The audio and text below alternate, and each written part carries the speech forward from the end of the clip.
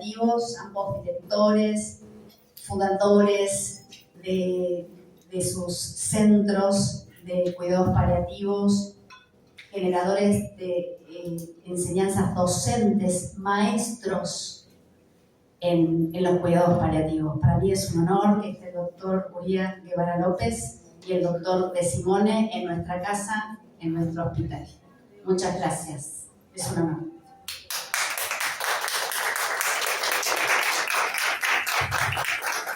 Bueno, buenas tardes para todos. Gracias, Fernanda. En nombre del Instituto y la Cátedra Pallium y del programa STAR del Gobierno de la Ciudad y también del hospital donde trabajé durante muchas décadas, el Hospital Guaraní Ludaondo, donde hace ya unos cuantos años habíamos tenido como subdirector al doctor Carlos Damín, y que ya en aquella época alentaba y promovía el desarrollo de los cuidados paliativos. Es para nosotros el gusto, el placer, el honor de estar acá, y la verdad que la figura convocante, creo que no tenemos ninguna duda, es la presencia del profesor Uriah Guevara López. Él viene de una ciudad en el sur de México, Oaxaca, donde nació y estudió, digamos, su escuela primaria, algunos años más, pero después su desarrollo profesional fue en la Ciudad Autónoma de México, como médico, como anestesiólogo y después un doctorado en dolor y medicina paliativa y bioética.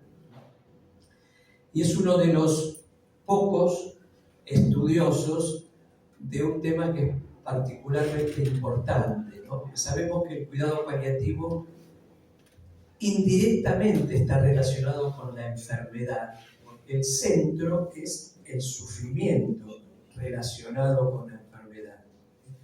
Y el sufrimiento es algo que sin dudas trasciende el mundo de la ciencia médica para abarcarnos a todos como humanos y para abarcar las otras ciencias. Por eso, tan necesario como el avance en tratamiento farmacológico del dolor, en el manejo farmacológico de la obstrucción intestinal no operable, etc., es la inclusión de aspectos que de algún modo son humanísticos, filosóficos, antropológicos en el cuidado, y viniendo de un país con una riqueza de diversidad cultural tan grande como es México, no tengo duda que es el mejor referente que podemos tener para estas reflexiones sobre el cuidado culturalmente sensible. Culturalmente sensible no implica solo con poblaciones nativas, sino también con inmigraciones que puedan venir de otras etnias y de cualquier otra cultura, ¿eh? No es solamente cuando se nos interna en el hospital una persona enferma de la comunidad boliviana con sus rituales, etc., sino a lo mejor un turista que viene de la Francia rica y que tiene otra perspectiva y que amerita no solo el respeto, sino la oportunidad de aprendizaje. Porque la verdad que creo que todos podemos aprender de la diversidad. Sin más prólogo, de vuelta agradecimiento a las autoridades del hospital, al servicio de cuidados paliativos que lidera la doctora Fernanda Carro, y también a la organización no gubernamental MUNAI Cuidados Paliativos, que nuclea a una iniciativa de voluntariado que creo que de algún modo refuerza este mensaje de lo humanitario de la tarea más allá de la perspectiva profesional. Bienvenido, Uriah, que llegó hace muy poco y se va esta noche, y con un viaje tremendo desde Oaxaca al distrito y de ahí el vuelo para volver a los pocos días. Dijo, honorarios ninguno, voy con todo gusto a la Argentina a encontrarme con el mundo de la salud en tu ciudad, así que agradecimiento por todos lados. gracias. Muchas gracias al profesor Gustavo de Simone. Déjenme decirles que en gran medida y en gran parte estoy aquí porque en algún momento tuvo esa feliz ocurrencia para mí de invitarme. Y a partir de ese momento dije sí. Y las razones, siempre hay motivaciones, ¿cierto? Para que nosotros digamos sí o no. Y la motivación era esta, estar, y se ha ido cumpliendo cabalmente. Primero, encontrarme con personas, con personajes como Gustavo, que es un referente en los cuidados paliativos en el mundo. A veces como son personas que viven con nosotros en nuestro país, a veces no dimensionamos, pero Gustavo se le conoce muy bien. Pero aparte de esa importancia académica, también es la parte humana. Hicimos clic, fuimos empáticos, aunque no tenemos tanto contacto físico y muy poco electrónico, existe la empatía. Y no solamente con nuestros pacientes, sino en el trato de persona a persona. La segunda razón por la que dije sí es porque no sabía exactamente con qué me iba a encontrar, pero también se ha ido cumpliendo. Fíjense, con un movimiento interesantísimo de un voluntariado organizado que he estado viendo, con UNAI, y también con personajes de Palium muy reconocidos, y también fíjense ustedes con algunas otras organizaciones, con algunos momentos geniales, como esa ceremonia de luz en un parque que fue estupendo. Es el primero que acudo en mi vida. Y ya traigo algunas vueltas al velocímetro, entonces ya son algunos años, pero fue muy hermoso. Y entonces el sentimiento más importante es la gratitud. La gratitud. Yo soy el agradecido de que me he invitado y estoy muy contento de estar acá. Y justo quisiera yo platicar, voy a platicar de esto para que ustedes tengan algunos elementos. Y recién conocí a algunas otras personas, anfitriona, muchas gracias, Fernanda, que nos recibes en este hospital, que yo lo conocía solo de fuera, y de nombre. Había pasado por aquí algunas veces, esta es mi 9ª vez en Argentina, y creo que ha sido de las mejores. Pero miren, ahora estar acá con ustedes, con esta comunidad académico-científica y personas que participan con nuestros pacientes es genial. Y otro gran regalo es que hay jóvenes y que también hay saludistas, y esto me gustó mucho, porque el problema de los cuidados paliativos nosotros lo vemos ahora como un problema de salud pública.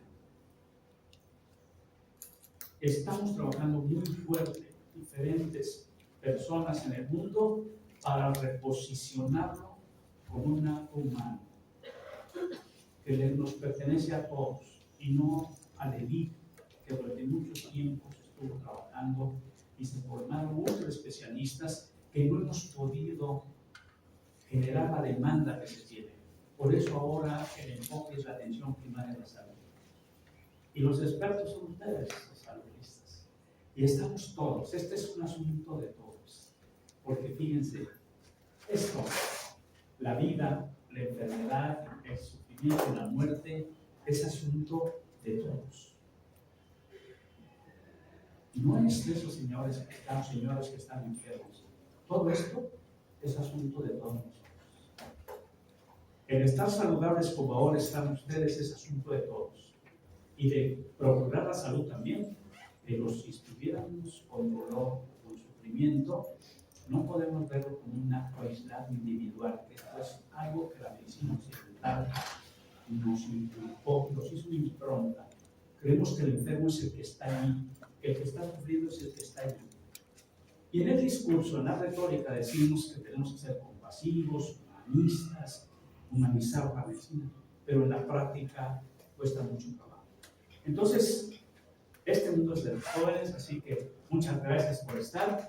Y les pongo esto, porque También formé una asociación civil para tener independencia y no depender ni de programas gubernamentales ni de instituciones, porque siempre las instituciones y los gobiernos cambian. En cambio, una asociación civil es de todos. Es ideológico el compromiso. Y fundamos un observatorio mexicano hace un par de años, después de hacer el primer atlas de cuidados paliativos de la República Mexicana. Somos una república que es federal, de 32 estados, que tiene 132 millones de habitantes y aumentando. Y la diversidad cultural, como ya se habló, y política es impresionante, que ahora lo voy a mostrar. Y entonces la pregunta inicial es cómo hacer para hacer cuidados paliativos en una realidad como esta. Y si hablamos de etnicidad, pues es complejo, pero Gustavo ahora decía con gran sabiduría algo. Si ubican a México, está en el paso para la Unión Americana. Si tú quieres llegar por tierra a Estados Unidos, vas a tener que llegar por México o por Canadá. Y los cientos de miles de migrantes que salen de todo el mundo ahora pasan por México, porque su deseo es quedarse en la Unión Americana, buscando el sueño americano. Pero resulta que muchos de ellos no llegan a la Unión Americana y ahora viven en México. Y de repente, miles de personas de muchas nacionalidades viven en México. Se enferman, tienen dolor, sufren y pueden necesitar atención paliativa. Y yo como paliativista ya, ¿y ahora cómo le hacemos? ¿Cómo le hago para comunicarme con un alemán, con un suizo o con un marroquí que ahora vive allá y que está enfermo y que tiene esto?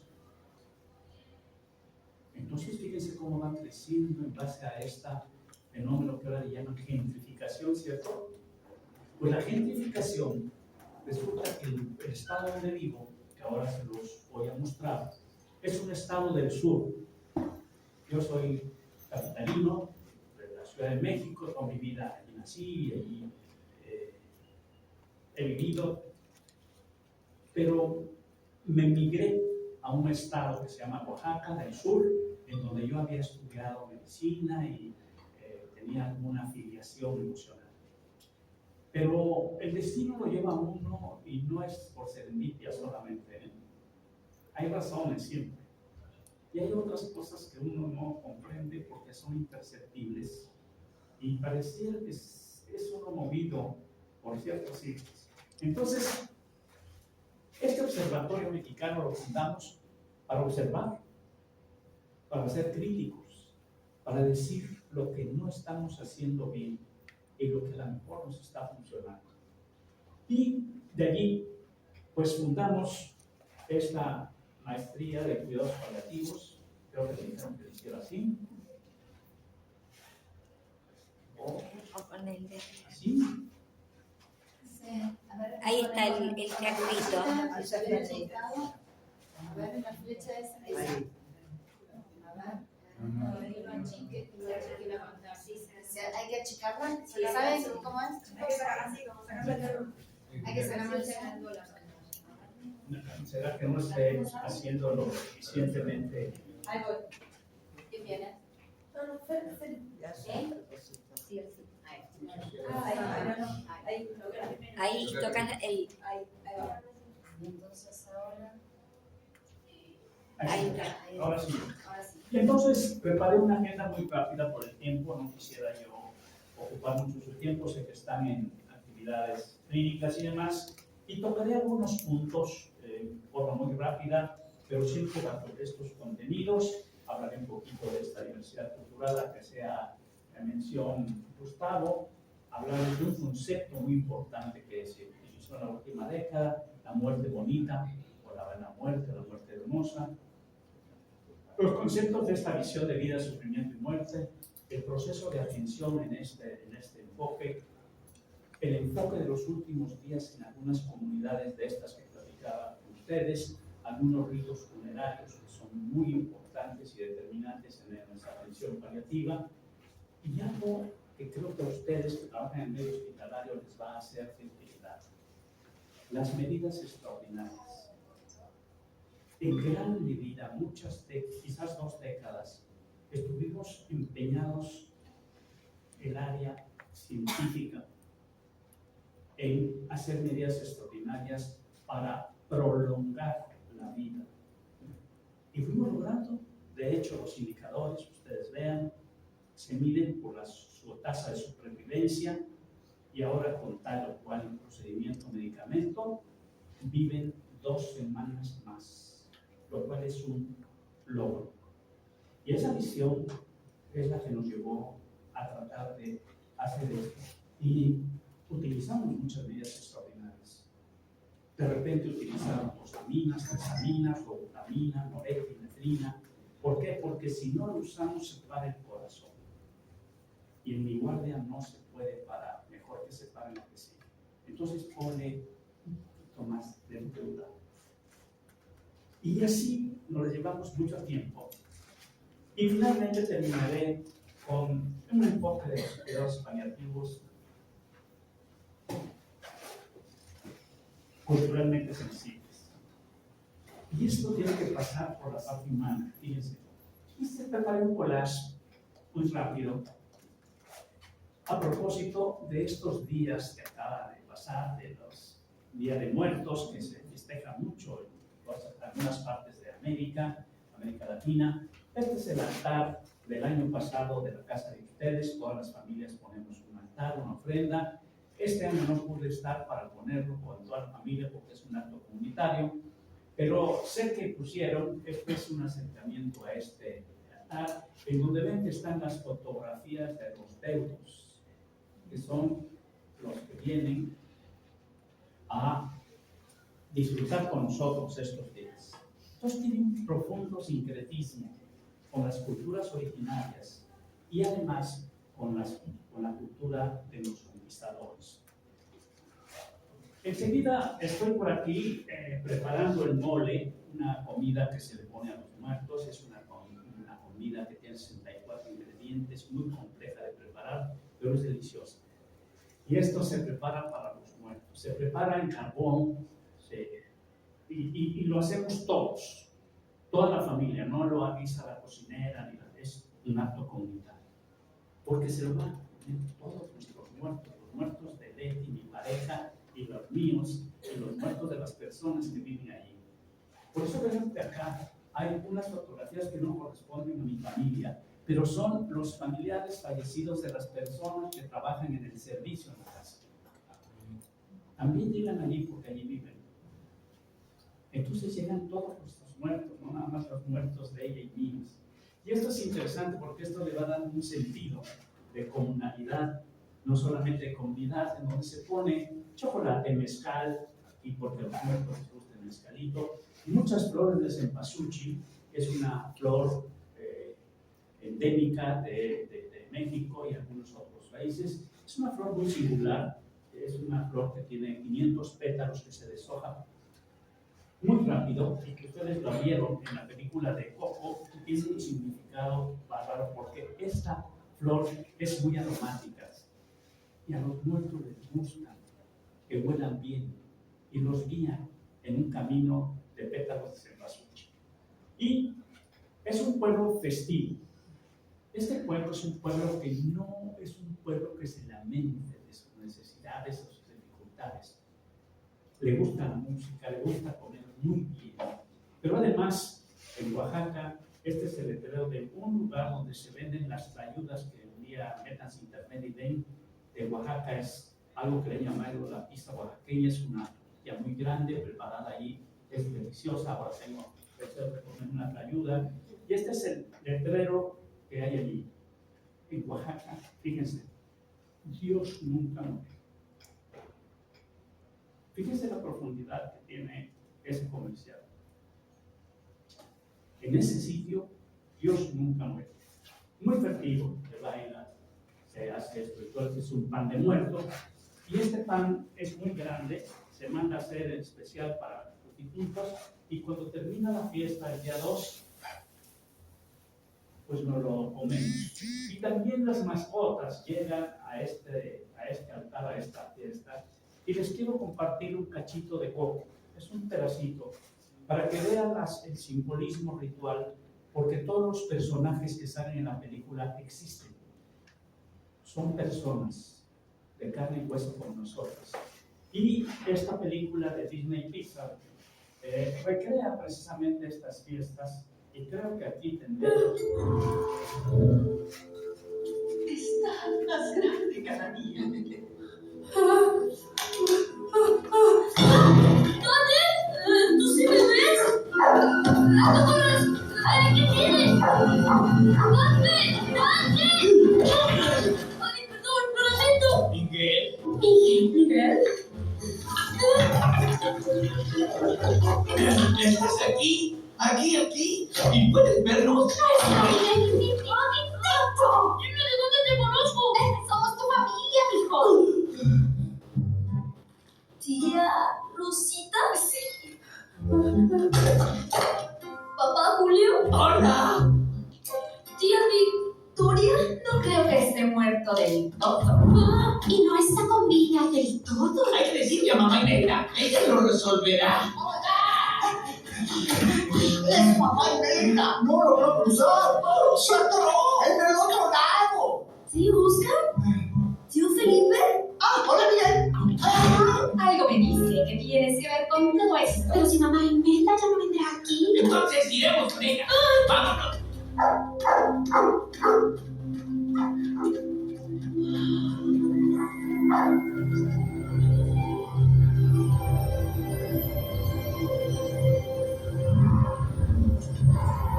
Uy, Sube, Miguel. No te asustes.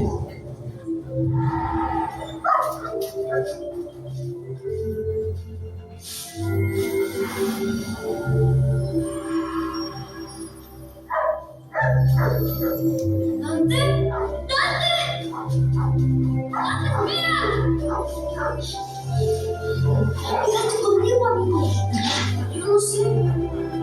¿Dónde?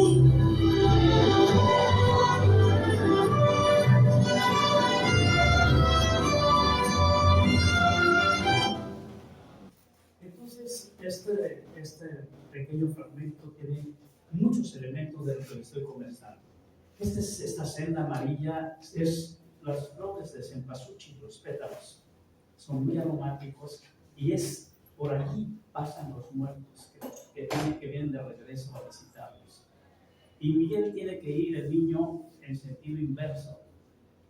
Y esto tiene un gran significado porque Zeus, que así le llaman al perrito, es un perro pelón mexicano que se llama, es una de las dos también razas endémicas, se llama Xoloscuintle. Y esta existe en la realidad. Su verdadero nombre es Copal, ahí le pone Zeus, pero existe el perrito. Como existen muchos de los personajes, todos fueron inspirados de esa tradición. Y si se fijan, lo acompaña Zeus porque en los pueblos originarios de México, para que cuando tú mueres de una mascota, y debe ser un perro el que te pase una parte del río de los 9 partes que tú tienes que pasar antes de ir al paraíso. Entonces, Zeus juega ese, acompaña a Miguel porque tiene que estar a través de un perro.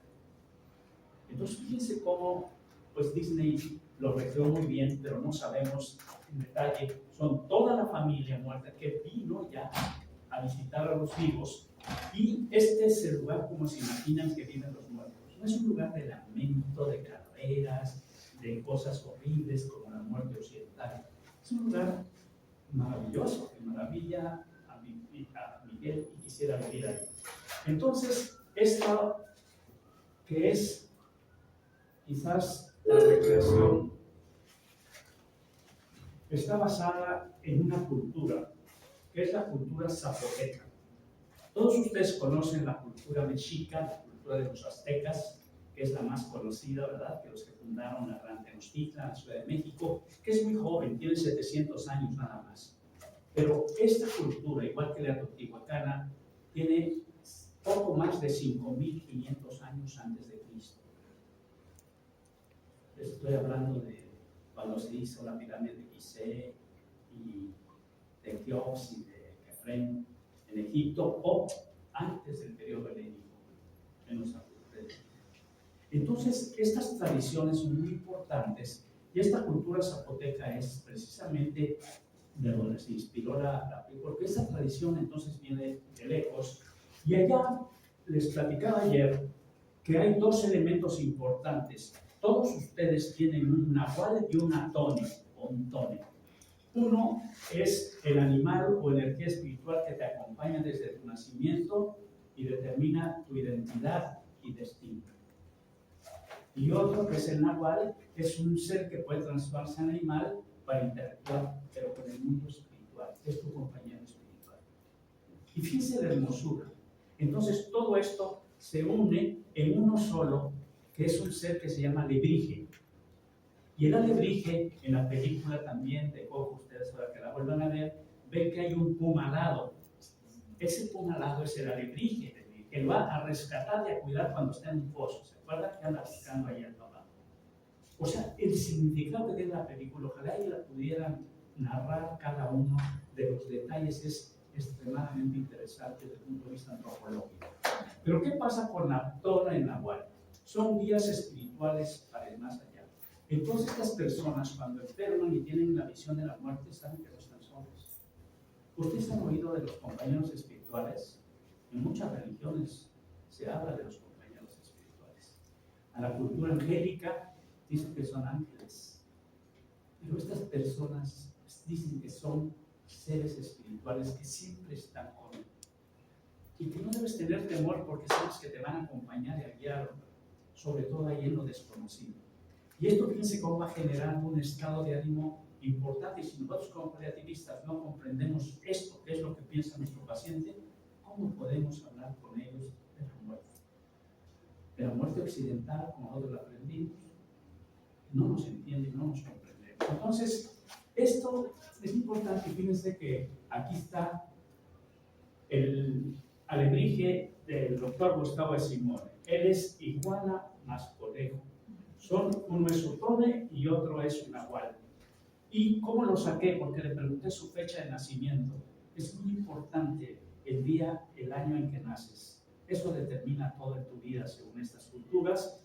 Y la unión de iguana con conejo, ustedes vean si es cierto. Primero, son seres inteligentes como Gustavo, prudentes, astutos, son muy adaptables, son tremendamente curiosos como los conejos, son sabios como las iguanas y son perseverantes. Gustavo, ese es tu tono. Y entonces, esto es importante porque cada persona tenemos nuestro tono. El mío es el coyote y mi nahual es el caracol. Entonces mi alebrije es un coyote con cabeza de caracol o un caracol con una parte de coyote. Y esto es lo que me acompaña. Y esta cosmovisión es muy importante porque entonces encontramos nosotros alebrijes, que ustedes los habrán visto en algunas ciudades del mundo, y recién pidió el alcalde de Nueva York, la alcaldesa de Nueva York, que hicieran 2 protectores de la ciudad de Nueva York, y Jacobo y María, que son esta familia, que son los papás, los zapateros de la película de Coco, hicieron 2 guardianes para la ciudad de Nueva York, que son monumentales, y también en Chicago. Fíjense qué importante que la cultura sajona esté tratando de recuperar estos conceptos tan importantes. Por muchas razones. Este es un alebrije común.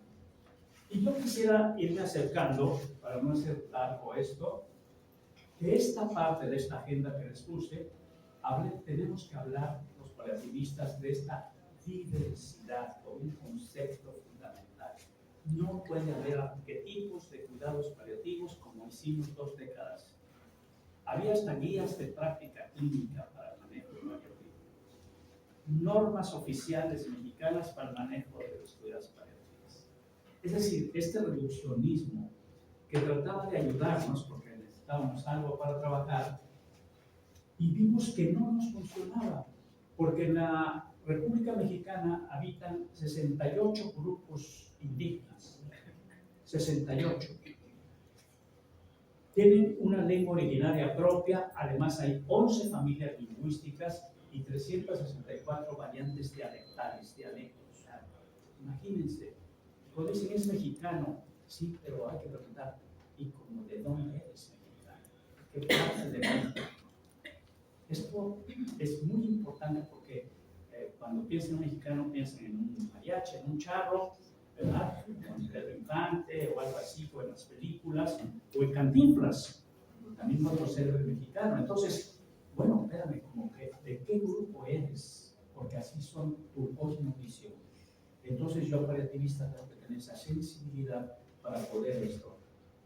26 millones de los 123 se reconocen indígenas y hablan un idioma propio. 6.5 tienen una lengua indígena. Es mucha gente, 6 millones. 7.4 millones de personas. Y, fíjense ustedes, 69.5 de la población indígena viven en condiciones de pobreza o de pobreza extrema. Entonces, con esta diversidad sí condiciona la atención paliativa. Porque a todos queremos tratarlo por igual. Por supuesto, decía yo hoy que dos valores son centrales con los cuidados paliativos, que son la solidaridad y la justicia. Fíjense, algo que no se nos enseñaba antes, nos decían muchísimos valores, larga de valores, pero estos dos, decía Gustavo, que hice un doctorado en bioética, en efecto, y estos valores, fíjense, no son tan reconocidos como prima facie, como la autonomía, que es prima facie, o la libertad, que es el valor de los valores. Pero es que la solidaridad es lo que hace el voluntariado. Estás enfermo o estás sano. ¿Por qué te puedo ayudar? No porque sea mi obligación, ni porque me manden, ni porque es mi guardia. Porque somos personas humanas, por solidaridad y por justicia. Y esto es un gran valor que socialmente es muy importante y debemos entender.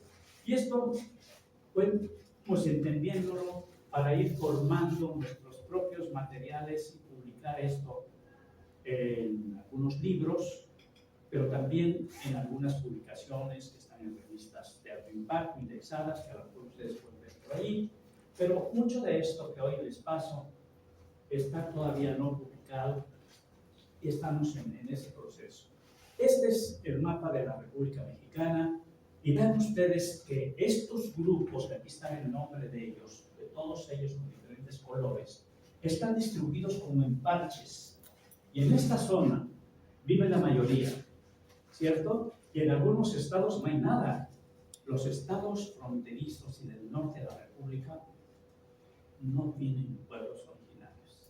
Por lo tanto, no pueden entender esta cosmovisión de estos. Y estos no pueden entender por qué estos entienden la muerte como en la Unión Americana. Porque la influencia de la Unión Americana es muy fuerte, la transculturación de esta zona. Pero insisto, por aquí tienen que pasar todos. Y por aquí se van quedando individuos de diversas partes del mundo.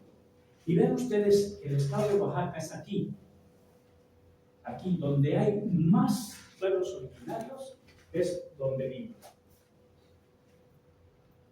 Es este estado, que es un espacio pluriétnico, multicultural, en donde está a su vez subdividido en regiones. Y el trabajo que hoy les voy a poner unos cuantos resultados, porque está en proceso de publicación, es precisamente realizado geográficamente en 8 de los valles centrales del estado de Oaxaca, en donde se habla zapoteco, que es esta cultura que les hablaba ancestral. Entonces, ¿cómo me acerco como paliativista a recoger esta información? Pues tengo que ser como ellos, entender su pensamiento, su filosofía. Y decía Gustavo algo muy cierto. Nos introdujeron a esto los antropólogos sociales, los filósofos de la ciencia. Éramos incapaces como equipo de salud para llegar. No tenemos la metodología, pero ellos sí. Y anoche estuvimos con una antropóloga social que me presentó americano que vivió en la Unión Americana y me expresó su interés porque las herramientas se las aprendimos a ellos. Porque de cómo llegas así de repente con tu bata blanca, ya llegué y quiero esperar tu servicio y te quiero ayudar. Pues ellos dicen gracias, pero no pueden hablar contigo de su sufrimiento, de su enfermedad o de su muerte. Entonces fíjense que tiene que ser un encuentro, ya no tan físico, tiene que ser un encuentro espiritual. Y miren que mencionar en un recinto académico la espiritualidad, antes me hubieran quemado allí en la calle con leña verde. Hoy ya se platica más del término, pero no acabamos de entender. Creemos inmediatamente que es la religiosidad. Y los cuidados paliativos, sobre todo españoles, tuvieron una gran culpa en esto, porque ellos que son profundamente católicos pusieron que la parte espiritual tenía que realizarla la Iglesia Católica. Entonces, los movimientos de cuidados paliativos del mundo invitamos a los españoles por cuestiones de lengua. Y entonces pensamos que así se podía resolver. Hay este área espiritual, llamen al cura. No nos involucrábamos en eso tan difícil que no entiendo. Pero además, ¿saben por qué? No porque no lo entendiera, porque además no estoy bien con mi propia espiritualidad. No entiendo mi propia espiritualidad. Entonces, estos son elementos que quiero compartirles. Y en esta población de Oaxaca, fíjense, hay 4 millones pasadito de personas, 571 municipios en un solo estado, 16 lenguas originarias allá donde yo vivo, 17 grupos étnicos. Y fíjense, la población de 5 o más años que habla alguna lengua son la quinta parte, 1.193.000. Entonces, yo paliativista, yo voluntario, yo de cualquier área de equipo, ¿saben cómo le hago para hacer medicina altamente utilizable? Entonces, ahora que la inteligencia artificial nos está robando no solamente el pensamiento, sino también el alma, creemos que nos pueden resolver los algoritmos. Y esto es algo que vale la pena, es un buen desafío para intentarlo. Entonces, hay 2 elementos en esta cultura que nos facilitan hacer como paliativistas nuestro trabajo. 1, el tequio, y 2, la guelaguetza. Fíjense, ¿qué es esto? Son costumbres ancestrales que cuando aprendimos lo que significaba, nos permitió hacer nuestro trabajo como paliativistas. Porque teníamos que imitar eso, porque esas son las costumbres. ¿Y qué es el tequio? El tequio es esto, ir a trabajar con la comunidad, los mismos miembros de la comunidad, y no solamente donar o llevar o obsequiar o regalar, sino ir a servir. Por eso el trabajo que hace el voluntariado es extraordinario. Servir. Es un tequio. Ellos están tequio, porque además no les pagan. Porque los demás que vamos a los hospitales, algo nos dan, aunque sea poquito, pero nos dan. Y la otra cosa es la guelaguetza, que es ofrenda o presente. Cuando alguien fallece o alguien está enfermo, van del pueblo y se van enterando y van las familias y llegan y dicen, oye, ¿en qué te puedo ayudar? ¿Puedo barrer? ¿Puedo traer agua? Y las señoras pueden ir a hacer la comida por ti o ayudar a hacer la comida. O sea, van a involucrarse realmente, no nada más van a visitar, a sentarse, a ser solidarios con el paciente, y te acompaño un ratito, te cuento un cuento y me voy. Y esto es la parte occidental que hacíamos antes. Entonces, este real compromiso nos acerca, y esta es una costumbres milenarias, porque lo traemos de lejos, les digo, y simplemente tuvimos que aprender que compartir una pena es aligerarla, y compartir una alegría es multiplicar. Entonces, no solamente estamos ahí para la pena, también para la alegría. Somos un pueblo festivo. Y quisiera yo llegar a este concepto muy rápido, porque el tiempo, la muerte bonita. Cuando lo hemos explicado, se ha traducido como la bella muerte, la muerte hermosa, Y luego dijimos una forma hermosa de morir. Y yo decía, a ver, espérenme tantito. Díganme cómo es esa, yo sí quiero de esa. ¿No? Pues vamos a la muerte hermosa. No, ¿cuál es el concepto que tienen ellos? Y esto es una publicación que les recomiendo de uno de los profesores de la maestría, que es uno de los antropólogos sociales que me han enseñado mucho, el doctor Alfredo Paulo Maya, también originario de Oaxaca. Y él, siendo precisamente de raíces indígenas, es un extraordinario antropólogo social, antropólogo médico. Con su equipo hizo este estudio en donde esta buena muerte, que surgió como un concepto, se relacionaba no solamente con las expectativas de tener una buena muerte, sino que esto ocurre y cuándo ocurre. Así como tienes un nahual y una tona que define tu vida, también tu muerte está definida. Como en la película de Macario que les mandé el día previo, en donde dice Macario, cuando en su diálogo con la muerte le dice, Macario, no huyas, le dice la muerte. Todos traemos la muerte ya escondida en nuestro cuerpo cuando nacemos. O está en el hígado, o está en el riñón, o está en el corazón, o está en el cerebro. Ahí la tenemos. O bien, si no la traes en una parte de tu cuerpo, a lo mejor un día que estés debajo de ese árbol, te sorprende, te cae encima, te llega. Esa forma de ver la muerte es una extraordinaria realidad que no me asusta, porque si se fijan de algo, fallecemos todos, ¿cierto? No así nada más, se murió, no, pero se le para el corazón, entonces allí traía escondida la muerte. No, le disfuncionó el riñón. Entonces esto es algo muy interesante, porque la muerte se vio cuando ocurre y se observó en este estudio, que pueden revisar esta referencia, cuando mueren durante los días festivos. Es una excelente forma de morir. Para la Navidad, para la Natividad, cuando se conmemora la Virgen de Rosario, o la Virgen de la Concepción, o la Semana Santa, porque ellos creen que directamente esos santos los llevan directamente sin mayor sufrimiento. Esa es la muerte bonita. Y observaron numéricamente que en esas fechas mueren más personas en el mundo y por supuesto en nuestro país, porque se toma más alcohol, porque hay más accidentes, ¿sí o no? En la Navidad, en las festividades, niñas y demás, y entonces incrementa la mortalidad. Pero ellos creen que si mueren en estos, se van directamente con la deidad que está en ese momento festejándose.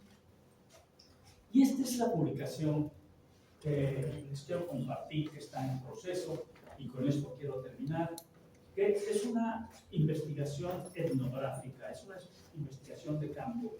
Un servidor está en el Sistema Nacional de Investigadores de mi país, y una de mis tareas fundamentales es investigar. Y yo también, aparte de paliativista, dije, ¿cómo investigo esto para poderlo compartir, para poderlo publicar? Pues bueno, había no solamente que se convencieran de que yo era un extraño, que estaba yo asimilándome ya con ellos, sino que pues me dieran la autorización, porque si yo les decía, oye, fírmame el consentimiento informal y todo lo que nosotros hacemos, pues no, yo no firmo nada, ¿no? Pero a ver, entonces, ¿cómo le hacemos? Y resulta que esta investigación la hicimos en 2 etapas y encuestamos a 275 habitantes de los valles centrales, de estos 8 valles centrales de Oaxaca, en donde nuestros brigadistas, nuestros colegas médicos, se iban a los mercados. Ahí se acostumbra que los mercados, el día de plaza es el sábado y domingo. Iban allí porque ahí concurren todos los pobladores y allí les preguntaban. Entonces tuvo que traducir al zapoteco, a su lengua, esta encuesta. Y los que sabían leer, estaban alfabetizados, la contestaban. Y los que no aceptaban, pues se les preguntaba en su lengua las opciones que tenían en encuesta. Esa fue la primera parte sobre qué encuestábamos, su historia de vida, relación con personas enfermas, situaciones médicas, al final de la vida y consideraciones éticas. Y la segunda parte de este estudio es un estudio cualitativo, un estudio de entrevista a profundidad, que es una metodología que los alumnistas quizás hagan un poco más, porque es una entrevista a profundidad face to face, one to one, cara a cara. Y tiene que ser una entrevista sin allí el apunte, la computadora, la tableta, sino que es una entrevista entre dos espíritus, entre dos personas que se sienten, que se comprenden, que se tienen confianza. Porque lo que se pregunta son cosas muy profundas. Entonces, esto es importante porque esta metodología la aprendimos de los antropólogos, justo. En el área médica no se hace mucho esta. Los psicólogos sí trabajan entrevista a profundidad, pero con otras orientaciones. Y esto lo codificamos a través de unas escalas, unas tablas de valores, le metimos algunos parámetros, estadística paramétrica y estadística cualitativa con el Atlas TI, que es una metodología para analizar sobre todo aspectos cualitativos. Y quisiera yo nada más dar algunos puntos de los resultados para terminar. Y me orienté, por eso decía, hacia el proceso de atención. ¿Qué hacen cuando tienen dolor en tu casa? Porque otra de las cosas que aprendimos a hacer es especialistas en dolor, eso es lo que nos preocupa, ¿verdad? Los opiáceos, tener disponibilidad de opiáceos. Pero cuando hay dolor o molestias menores, la respuesta decía, nosotros lo tenemos en casa, con remedios naturales, sin supervisión o bien sin supervisión médica o con la guía, ojo, de un médico tradicional, que por muchos años fueron nuestros enemigos. Decían, no, eso es un grupo que está yendo a ver. Desacreditábamos esta visión de su cosmovisión, de sus médicos, que así se han curado desde hace siglos, desde antes de la llegada de los conquistadores. Y nosotros queríamos cambiar el paradigma. Y resulta que ellos son una fuerte influencia para la confianza de las ideas. Si la enfermedad es severa, les preguntábamos, se iban a clínicas locales o a la ciudad capital, que se llama Oaxaca, y generalmente los atendía personal de salud que no estaba incorporado, que no sabía nada de esto. Imagínense el choque cultural que llega, como decía Gustavo, alguien que viene aquí de una etnia, ¿dónde estoy en este mundo? No es mi mundo. Donde nadie habla como yo, donde nadie es como yo. Además, yo aquí soy alguien raro que me viene a ver todo el mundo, debe ser algo raro que tengo.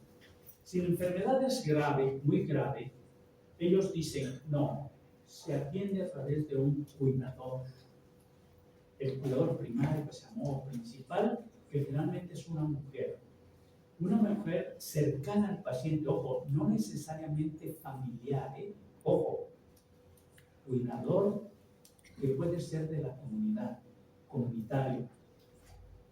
Generalmente esta persona cambia sus roles, como ustedes saben, para realizar esta tarea, y pueden ser esposas, ojo, no esposa, esposas, y esta es otra cosa que culturalmente se nos da mucho en Occidente. Siempre se habla de esposa, y cuando dicen esposas es como si fuera algo terrible, ¿no? Como pecaminoso, ¿cómo va a tener dos? Bueno, hay quien tiene tres o más. Y esto es importante, porque ¿quién de las tres lo va a atender o lo va a cuidar? Ojo, porque después vienen verdaderas crisis. Hijas, fíjense, no hijos, hijas y nueras. Y la figura masculina no aparece allí. Yo por eso digo que siempre nos ganan muchísimas cosas, hasta en el privilegio de cuidar. Por eso celebro que también haya tantos compañeros que estén en el equipo que también son varones, porque esto es genial. Es genial, tenemos que romper los paradigmas. ¿Qué pasa con el dinero? ¿Cómo le hacen? Porque esto puede ser una preocupación de todos, ¿eh? Si o no, si ahora enfermáramos, los gastos catastróficos nos consumen, ¿cierto? Consumen las fortunas, ¿eh? Fortunas. Porque aparte de la atención institucionalizada, la medicina, la atención es muy cara. Y hay paliativistas que cobran muy caro. Entonces, es importante ver esto. El apoyo financiero generalmente es, fíjense, la familia y la comunidad. La Gelareza, el PEC. La comunidad. Por eso, enfermarse en esas comunidades no es un problema personal. La enfermedad, el sufrimiento y la muerte es comunitario. Enferman a todos. La comunidad se preocupa, porque además tiene que cuidarlos y tiene que apoyarlos. Y fíjense, también se hacen solidarios los emigrados a la Unión Americana, que hay muchos jóvenes que emigran ahora en México, están esperando tener 18 años para irse, y los motivos para cuidar a una persona se describen como religiosos o por un componente empático y amoroso. Y aquí dejo en la mesa una palabra que no se menciona tampoco en los hospitales: el amor. El amor es una fuerza espiritual brutal. No hay fuerza más importante que el amor. Y vean que por amor entonces se cuida, es un acto amoroso. Y ahora los paliativistas tenemos que irnos incorporando a esta visión, hacer una atención amorosa, no solamente escrupulosa, altamente calificada, que las currículas vayan por delante, sino también tu currícula. Esa currícula que no se ve y que a veces es muy pobre, muy reducida. Entonces, fíjense que en cuanto a las enseñanzas, ¿qué hace el cuidador profesional? ¿Quiénes son? O enfermería o cuidador externo, que así le llaman porque no es de la comunidad, y solo para apoyar al cuidador primario, es el que tiene la palabra. No, conste que digo que no siempre es la familia. El cuidador primario es el que manda. Y nosotros, enfermeras, médicos que llegamos a auxiliar, nos indica el cuidador primario si se hace o no. Y esa humildad no siempre la tenemos. Somos muy arrogantes. La medicina occidental es muy arrogante. De allí, los desfiles de vanidades son terribles. Yo vengo de allí, soy un hombre de 77 años y me tocó esta preparación académica dentro y fuera de mi país. Me eduqué también en Europa y aprendí muchas cosas de eso. Y esto es muy importante porque este apoyo nunca va a sustituir al cuidador primario. Y me acerco al final. ¿Qué pasa en los últimos días? Eso que es terrorífico para todo el mundo y que lo marcamos con una palabra que se llama cuidados pedagógicos, cuidados de agonía, que ahora son capítulos de libros de cuidados paliativos, que son, ¿por qué? Porque nadie quisiera llegar a este punto. Y porque si tenemos que cuidar pacientes agónicos, nos consume toda la energía.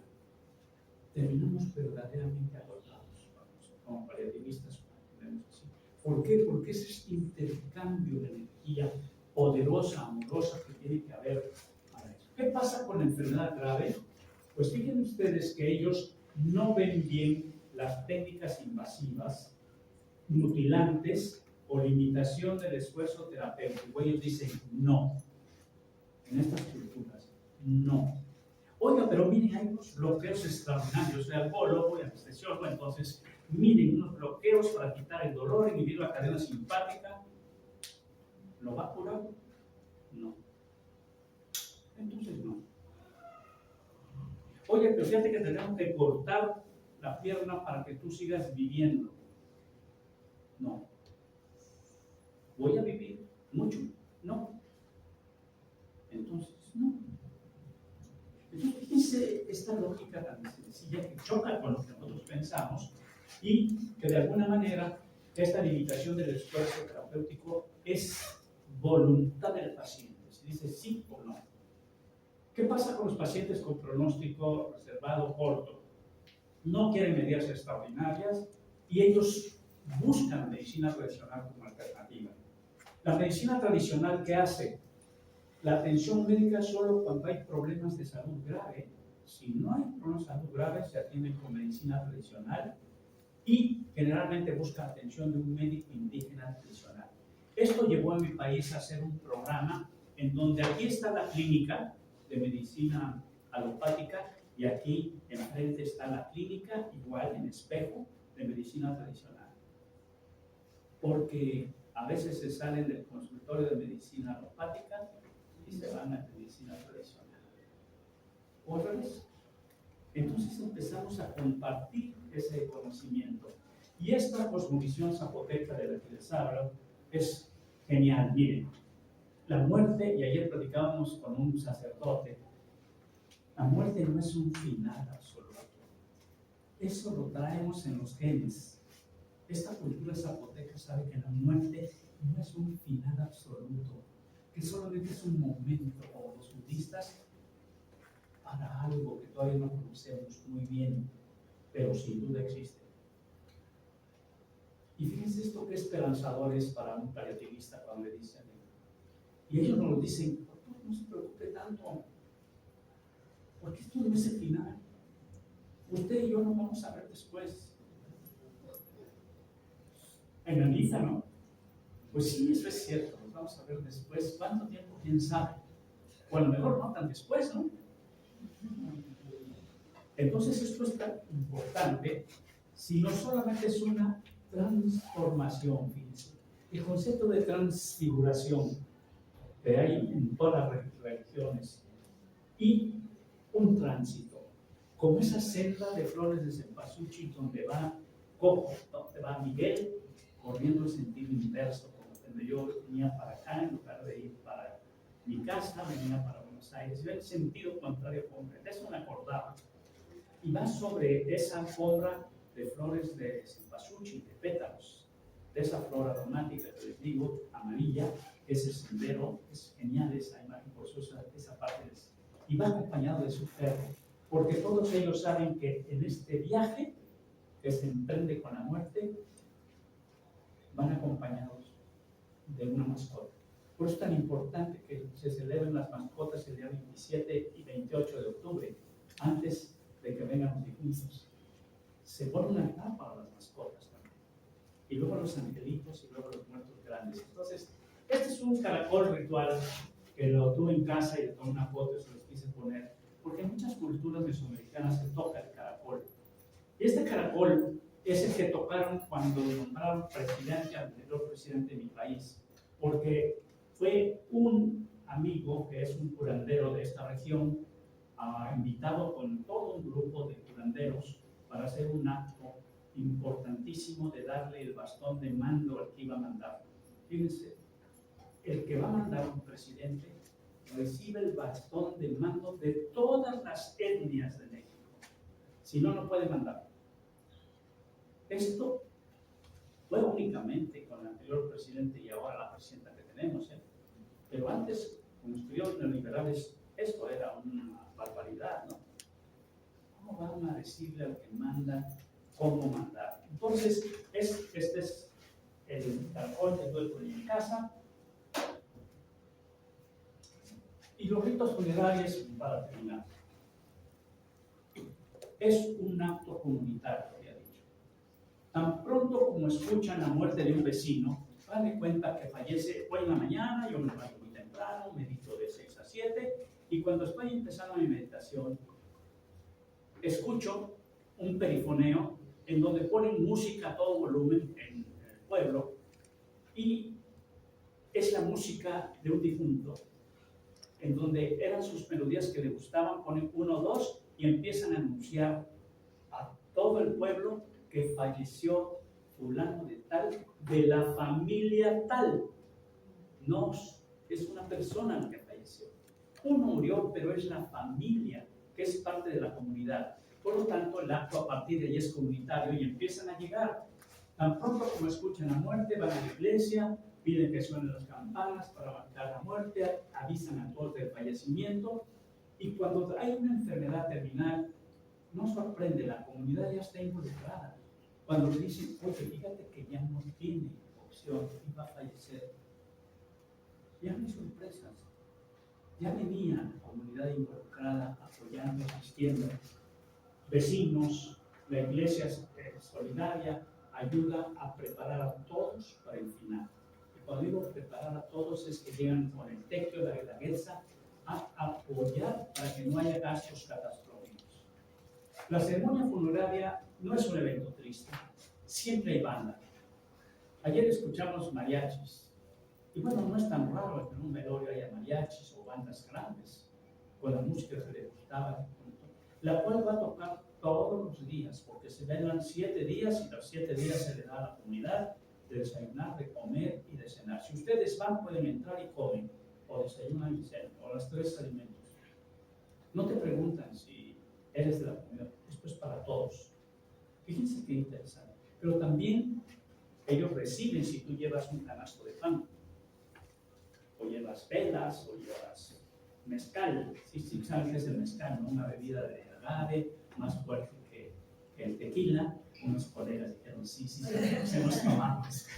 Bueno, es buenísimo, pero hay que tomarlo besitos, despacito, porque es muy fuerte. Entonces, no es un evento triste, es una celebración.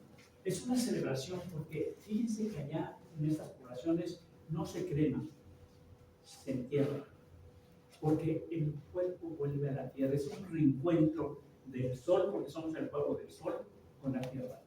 Así como el sol tiene que nutrir y que para germinar la planta, el fruto, la semilla, el grano, que es en la tierra, se requiere el sol. Y este ciclo milenario, sol-tierra, ha sido por siempre. Esta cosmovisión nos ayuda a los paliativistas para decir esto. Ellos ya lo saben que va a ser este ciclo y que mañana cuando salga el sol ellos van a renacer con el sol. No se acabó el asunto, no es un final, y esto nos ayuda mucho. Y esta es una buena despedida para continuar con el trabajo que él hacía, porque va a seguir trabajando en esto. Va a seguir haciendo su obra. Y entonces la visión de los fallecidos no es punto final, van a seguir trabajando. De hecho, muchos de ellos son seres de luz que acompañan a sus familiares. Siempre dicen, yo siento que siempre está mi mamá o mi papá conmigo, un ángel que me cuida. Es eso. Y esto lo hemos perdido en las sociedades occidentales. Somos profundamente solitarios. Ya tenemos que nos acompañen. Bueno, ni ángel de la guarda tenemos. Antes, no sé si aquí en la Argentina se decía que donde uno se sentaba cuando era chiquito en la mesa, no te pares de allí, te cambia el cielo porque ahí está tu ángel de la guarda, ¿cierto? Una costumbre que tenía la mente. Ahora ya los niños les vale, se paran y les vale que cada ángel de la guarda, eso no existe, son cuentos de mi papá. Hay banda de música y esta es una representación en relación a esto, hablando de 6 hijos antes de Cristo, que muchas manos trabajan bajo un mismo objetivo. Y este es el sentido comunitario de estos pueblos. Termino con esto sin leerlo, se los prometo, porque es muy grande. Pero es el testimonio de 4 de esos pacientes, de esos 12, que se hizo el trabajo a profundidad, que nos llevó semanas, meses de estar viviendo en la comunidad con ellos, para que pudiera uno estar en estos rituales. No era de un día ni que no tengo tiempo, por eso les digo, había que ir allá y vivir allá. No quiero más que leer solamente uno, porque cada uno de ellos es un relato condensado, porque estos son horas y horas de grabación. Fíjense, cuando se le preguntaba, oye, ¿qué pasa cómo le hacen ustedes para consolar a los afligidos, a los deudos? Dice, mira, aquí enterrar a alguien, caramba, son sus palabras de él, puede costar unos 100,000 pesos mexicanos, incluyendo el ataúd, entre 15 y 29, el permiso para enterrar, 10,000 para la banda, calculan entre 5 y 6,000 pesos para las comidas, un ramo de flores grande, renta de sillas, ron, mezcal. Imagínense, aquí 100,000 pesos no sirven para un entierro. Hablando de cuánto se requiere y cuánto cuesta un entierro. ¿Qué se hace? Los familiares empiezan a llegar, vienen en cuanto se enteran del fallecimiento para ver qué pueden hacer. Sobre todo las señoras a preparar el nixtamal, que es el maíz para preparar las tortillas, y preparar comida para los que llegan después. Ahora Ahora llega la pareja, los caballeros también pueden ayudar y preguntan, ¿cómo puedo ayudar? ¿Necesitan agua? ¿Quieren que barre el piso? Entonces esta parte importante, fíjense, llegar a ayudar, a barrer, ¿no? Que muchos consideramos que barrer es algún acto innoble que solamente es para personas que hacen la limpieza. También es así que ni barremos nuestra casa nosotros mismos. Hay quien lo hace. Entonces, allí ellos, ¿cómo pueden dar los varones? Necesitan que prepare el espacio, que prepare un lugar para cuando lleguen otras personas, y así va narrando. Bueno, me refiero a esto, supongamos que la persona fallece, el primero en enterarse llega sin nada, y una vez que descubren quién murió, las parejas llegan, la pareja llega regularmente con provisiones, y el esposo con dinero, 50 pesos, 100 pesos, es poquito, allá.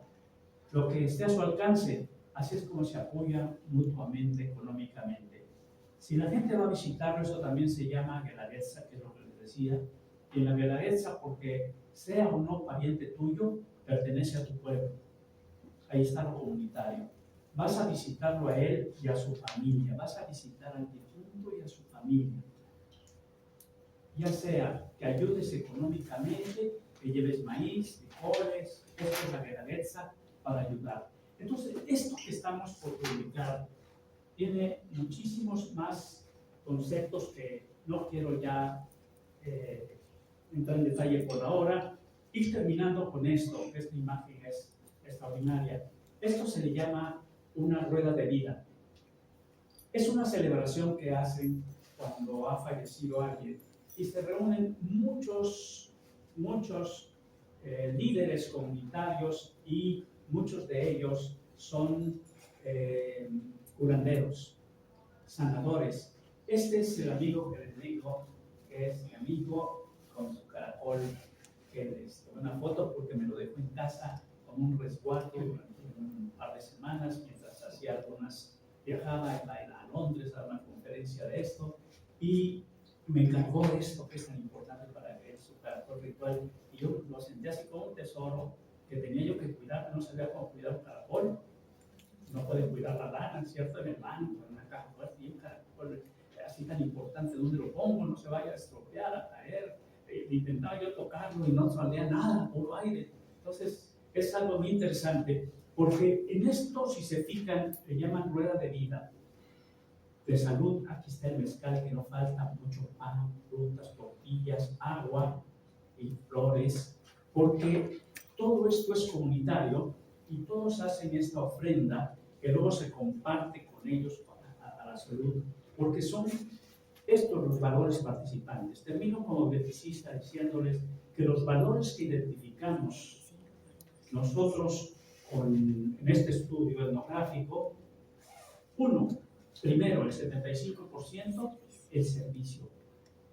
Y aquí tan importante lo que hacen ustedes, servir. Entonces, el voluntariado sirve, el equipo de salud sirve cuando tienes la visión. Otra importante, la autonomía, el 71%. Fíjense qué importante, la veracidad. A nadie nos gusta que nos mientan. Los médicos y el equipo de salud a veces mentimos mucho. No queremos decirle, disfrazamos la verdad, inventamos una palabra técnica, el síndrome fulano, de un nombre raro, para no decir la verdad. Ellos, el 65% dijeron la verdad es algo que apreciamos mucho. Vean, el 32% el amor. No tienen miedo de hablar de la palabra amor. No es una palabra para dos individuos del mismo género, diferente género. Es comunitario.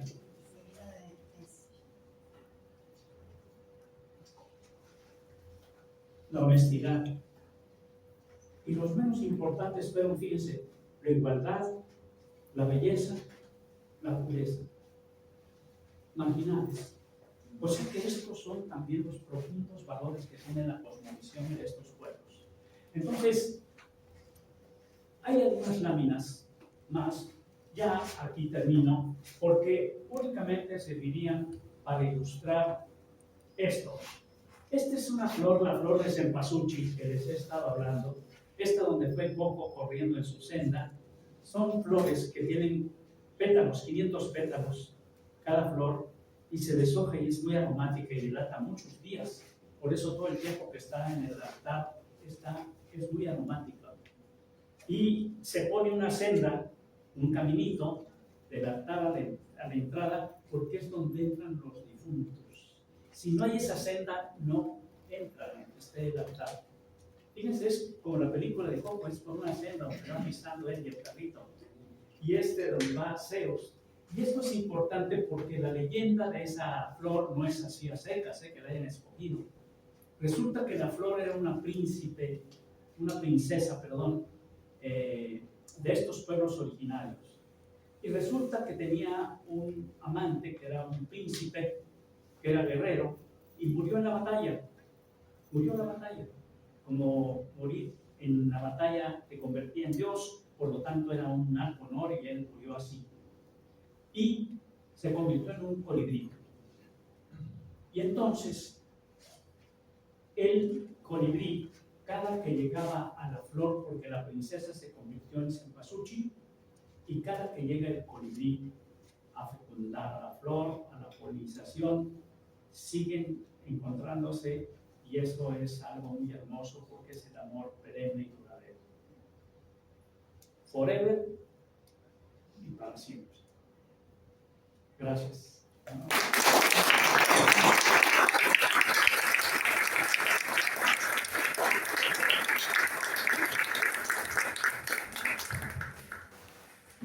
Bueno, muchísimas gracias, Uría, ¿no? Creo que el resumen y el cierre lo acaba de decir con esas dos palabras, ¿no? Forever y para siempre.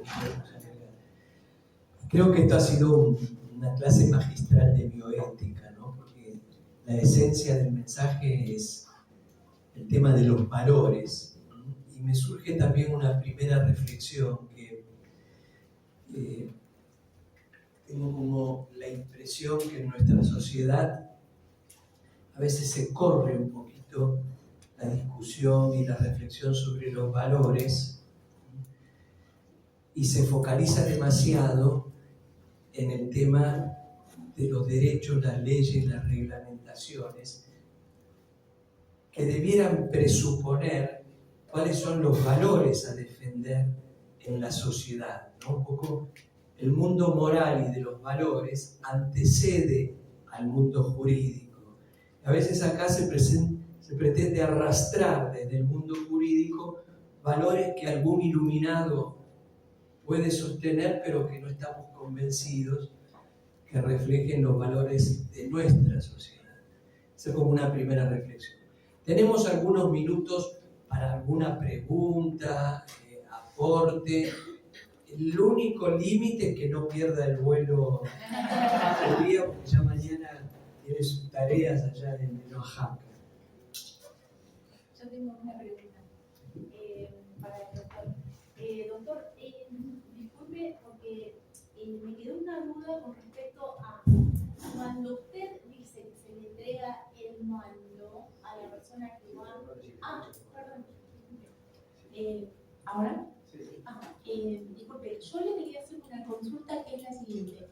Usted cuando se refiere a cuando se entrega el mando a la persona que va a estar a cargo de el nombre que dijo es, digamos, o sea, yo lo que interpreté es que esa persona queda al mando de las deidades. Usted no dijo deidades, dijo otro.